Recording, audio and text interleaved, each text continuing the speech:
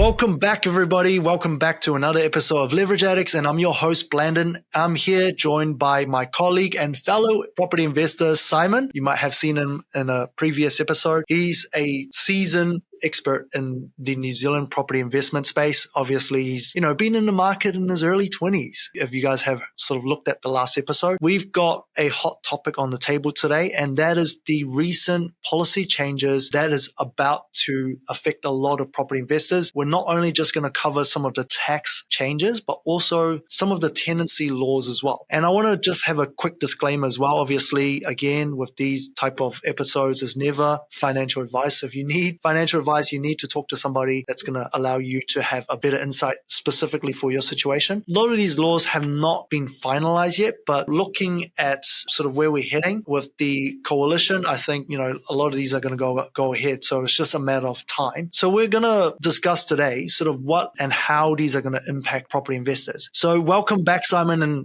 before we start, we need to clarify, because a lot of people said, they started asking Simon, are you mortgage free? I remember you have some debt on your properties. So maybe let's explain this situation. How much debt do you have? What kind of LVR it's sitting on? And what does mortgage free actually mean? Yeah, good question. I was asked that a couple of times after the podcast, but to clarify, early on in the investing game, I did pay off the owner-occupier mortgage, but it's just not practical to not utilize the 80% LVR that you have on an owner-occupier to keep investing.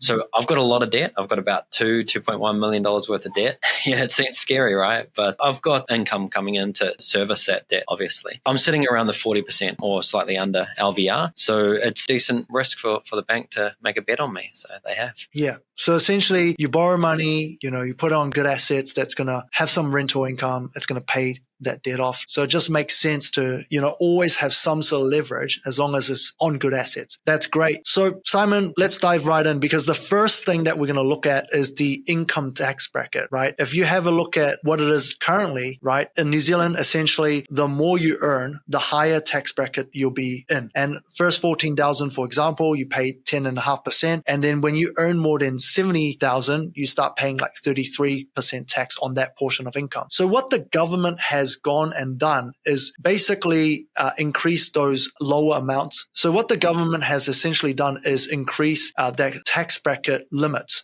So that means you'll pay 10.5% tax on the first 15,600 instead of 14,000. So you'll be paying less tax basically essentially for your first 80K of earnings. That is not obviously just going to affect your lower income earners, but also your high income earners. How do you see that sort of affecting the lending space, affordability, and the average household, Simon? Yeah, I think it's a really good initiative because it helps the least fortunate the most, percentage-wise. There's not much money coming from that avenue anyway from the government. It's mainly on the higher end of the tax bracket. So it's not going to actually affect the books on the government side of things, but it's really going to help those lower income people, individuals, and families. In relation to how that's going to affect affordability for new lending, it's probably going to have a very marginal effect at all because, it's a little bit of savings, but it's not going to allow you to borrow an extra million, that's for sure.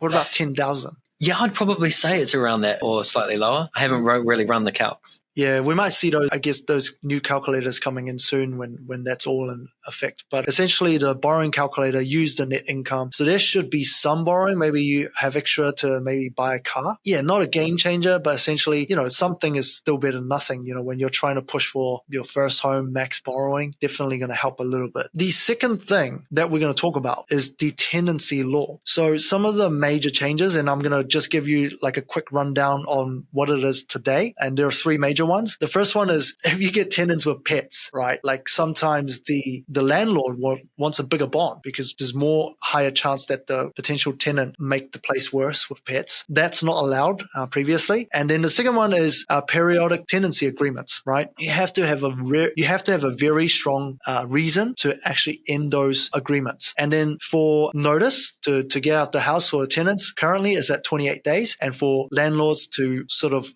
if they want to move on and sell the house, and they need to give their tenants 90 days notice. Whereas now the three changes, first of all, you can have a extra bond. First of all is landlords can have an extra bond for tenants with pets. And then second one is the 90-day notice on the periodic tenancy. You don't have to provide any reason, but just sufficient time. And then the third one is tenants only need a 21 days notice, which is like 1 week less. And then for the landlord, it's actually less than half the time. They only have to give 42 days notice to kick the tenants out if they wish to sell the property. So as a landlord yourself, what are you feeling when you hear about some of these changes? How does it affect your decision making? I still manage a couple of my rental properties. I know that's frowned upon, but I do have managers looking after part of my portfolio as well. What I would say in that is that there was this bit of a nasty back and forth with politics bringing in these laws. There was this assumption that landlords are evil and that they are out to get tenants. I don't conform to this. I think most people want a good relationship with their tenants. They want it to be mutual. I mean, look at Simon. He's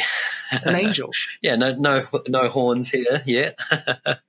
So I guess, if I am going to give notice to a tenant, it's for a reason. Maybe I'm getting complaints from neighbors. Maybe they're just not paying the rent on time, that kind of thing. When the law says, have to give a really good reason, well, it's actually a little bit more than that. Like, you don't just have to give a good reason. You have to document it. You have to provide warnings. You have to bring this evidence to the court. You have to bring the tenants to the court. Like, it's a big process. And, for someone that is unruly tenant, that can be a daunting experience, even for the professionals. And sometimes it can drag on for a long time and be a costly process. So I don't agree that landlords are out there to just give notice to tenants for no reason, because that just doesn't make economic sense.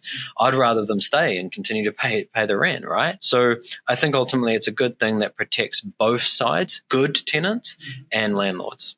Yeah, that's so important. I think definitely I have to agree with Simon on a lot of these points. Essentially, you do want to keep your tenants.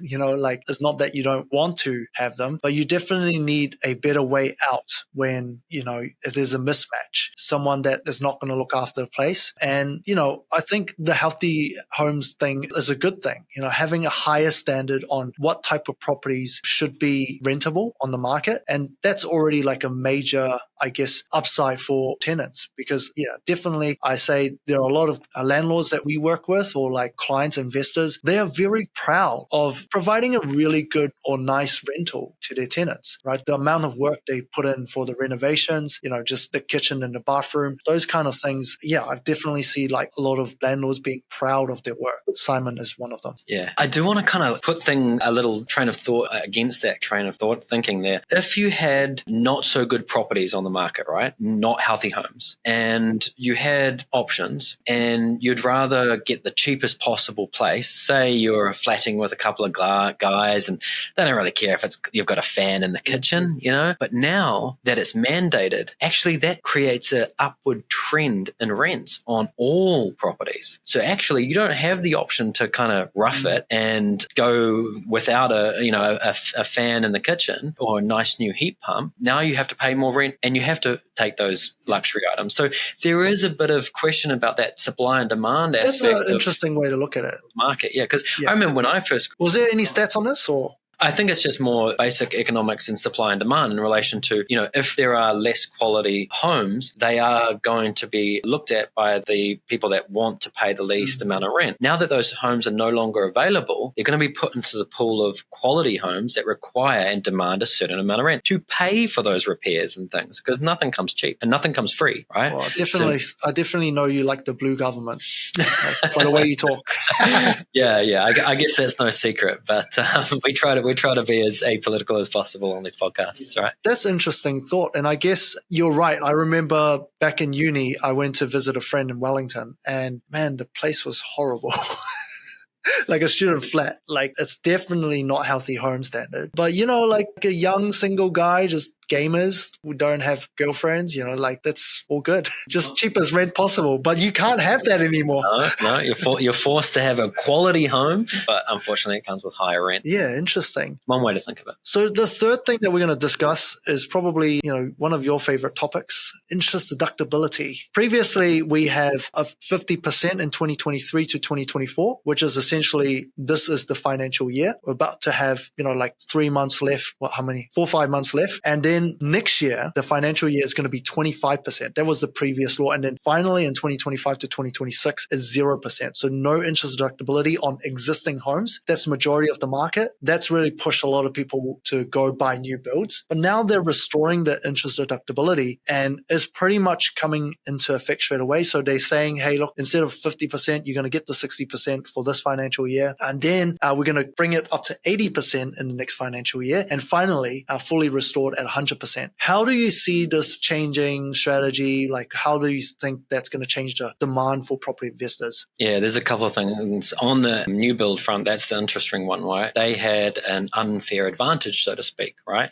Right. A government manipulation of the market, so to speak, Yeah.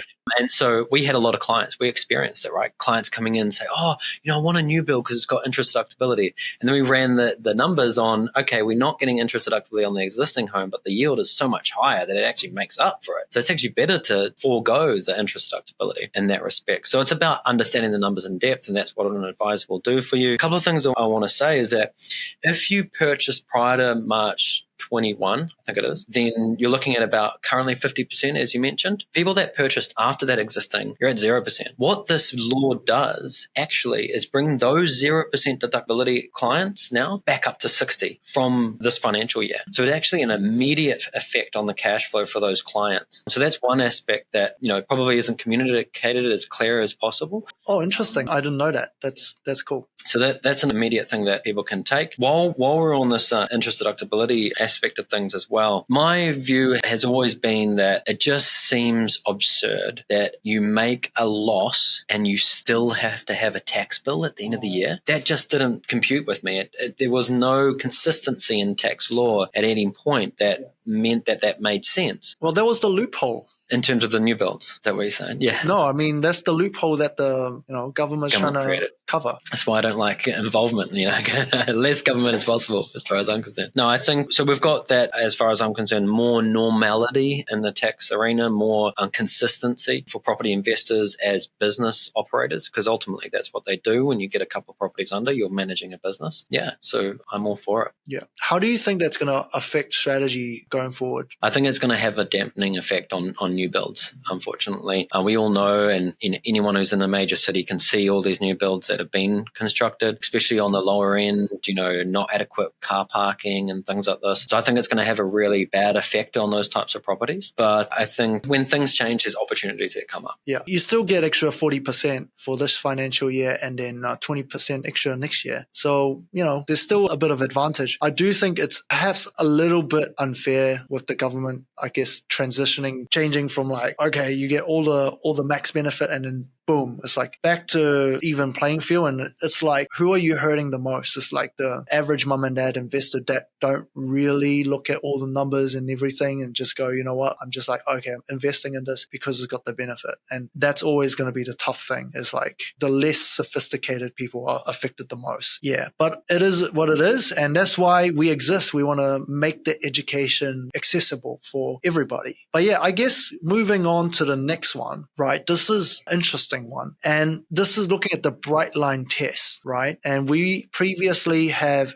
so if it's an existing bill, it's got a 10-year Brightline. So what that means is if you got capital gains and you sold it within 10 years, you pay tax. If it's a new build, you could sell it within 5 years. But now the government's saying, you know what, we're going to scrap both of them, put them on even playing field and put it as 2 years for everything. How is that going to impact our property investors? I don't think it's going to impact the long-term buy and hold property investors that much. I don't see myself holding on to properties less than 2 years, that's for sure. I'm more wanting to hold them on for 5, 10, 15 years. That's where I think, a couple of cycles, you get the real benefit of property. I think, maybe some people might want to play around with those years and try to buy and sell and holds within that period. scared, but I think that's a small minority of the market, and that what ultimately it will do is that these people that were within Brightline are now going to be outside of it, and because of the high interest rates, they're thinking, okay, we're outside Brightline now. Let's sell the property and take the gain and reduce debt while interest rates are higher. I think you'll see a lot of people like that. So what does that mean? It just means more property on the market, which is a good thing. We want more stock on the market. Yeah. Personally, I quite like the strategy of relooking at your portfolio once in a while and seeing if there's any upgrades. In America, essentially, you've got capital gains tax, but if you were to take your property, sell it, and put it in another property, like there's a time frame where you don't need to, pay the tax on the capital gains because you're actually just rolling it over. And I feel like there's going to be a lot of that going on. Like I'm in more of the mindset of, like if you bought a property under value, right, you're adding 100 to 200,000 gains in the property. But what happens is that is normalized over the course of, 5-10 years because your average capital gains is still going to be the same as every other property. So the biggest gain is when you buy the property or if you could add value to it. So if you've already used all of that, right, you've already added the value, now you're getting the average capital gains, then it makes sense if you've got the skill sets to be able to find another property that has value add opportunity, or you can buy undervalue. With the Brightline test, you can roll over your investment. You can go, you know what, I buy this investment, but I'm still looking for something new in the 2 to 3 year mark, so that if I run out of servicing capacity, I can sell this one and buy the new one. That will instantly add, 200-300K into your property portfolio, even if you had to pay the agent's fee, right? And I think that is overall better for the market because there's more stock coming back on the market. What are you going to do if you sell your property? You probably do it up and you can sell it to first home buyers that are more likely to wanting to take it on. And so I think overall that liquidity in the market is going to be really good. I see that as a viable strategy as well, to make sure that, hey, you're not just like with the mindset of buy and hold forever. It's not a stock, right? It's like you add value when you buy. What do you think of that? I think it's great. I think it does what needs to happen, which is do the required maintenance on the properties that are older. Someone's got to do it, So someone who knows how to add value in that space is doing it with a margin. So it's perfect. Yeah. More work on the market is good. So the very last one is less about tax and less about property investors, but I think it's still worthwhile to touch on. And that is to do with the employment law, right? Previously, if you're a small business. So we just covered off the Brightline test, Simon. Are there more that I've missed out that you feel like we need to touch on? There's one aspect of the funding lines where government are providing a lot more funding to IRD investigations team. And over the last 5 years, this team has been underfunded, right? So now that there's going to be a lot more funding towards that team, it would be prudent now, if you have any, stuff you need to clean up, and to have that proper advice from an accountant and things lined up, because there's going to be a lot more resources for people to look through to ensure that things were done properly over the last 5 years. So get that advice. Yeah, stop doing those under the table rental. Yeah, that's really good point. And definitely what you're saying is more tax police patrolling. Yeah, which I'm all for. Like people will say, oh, you're not for the government, but no, government is there for a purpose, and that purpose is to police the market, not be an active member in the market. And that's where the difference I stand in. I think ultimately the game should be fair and everyone should play the rules. And within those rules, if people are making money, then good. No, definitely, like the government is an important aspect. We have to appreciate the roads, the hospitals, the healthcare, right? The education. There's so much that this government has to offer. I'm from another country, so I definitely know how much grace we're getting, right? So sometimes, we might take it for granted, but I'm definitely, encouraging our audience, even our clients to, really, I guess, be grateful with what we have. So the last point that I'm going to touch on is less about tax, less about property investors, but still going to affect, our buyers who are, getting their homes, or even people who are owning a small business. This is a 90-day trial for the new employees. So previously, small employers can trial new hires for 90 days, and they can't do that anymore in the last government changes. And they can't do that anymore from the last government changes. But now they have expanded the 90-day trial to apply to all businesses. And that's going to, I think, change a lot of, I guess, how people might approach recruitment. How do you think that's going to affect small businesses? I think ultimately from the business aspect of things, it's going to be a good thing. And the reason being is because I think well within those 90 days, I think 1-2 months maybe, but 90 days definitely, you're going to know if they're a good fit for the business. You're going to know if they're going to be performing. You're going to know if they were lying on their CV during the interview. And if they're a good fit and they continue past that 90 days, and then it's going to be allow for businesses to grow more efficiently and effectively. If you're a good employee that brings a lot of value and you're moving a company, I don't think that's going to be an issue in relation to getting through that period. The only thing that from our perspective that clients probably need to be aware of is if you're going into a new role with this 90-day period, then the banks will probably be a little bit wary and want to see some either consistency in the type of employment or some sort of like mitigant to say, it's likely that this client's going to be continuing the role after 90 days. Or in some cases, the banks may enforce that they will not provide the approval until you're outside that 90-day period.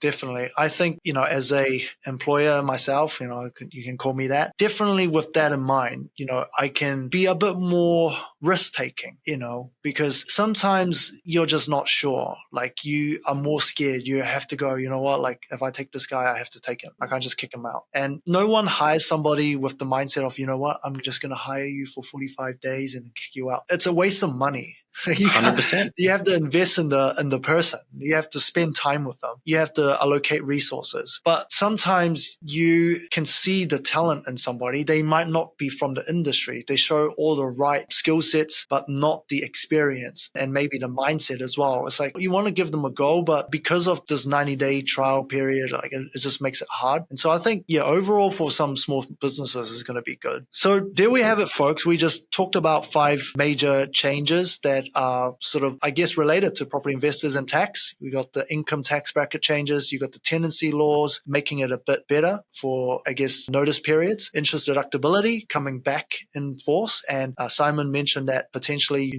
that's going to be applied to a lot of properties that are not currently having that interest deductibility as well. You got the Brightline test, bringing that 5 and 10-year Brightline to just 2 years, and then the 90-day trial. So overall, I think a lot of positive changes. Thank you for your insights today, Simon. And I guess what we want to ask you for is if you find value in this episode, all we ask for is one thing, that is to share this episode with one person, get value from it. And so until next time, I'll see you guys again. Cheers, Simon.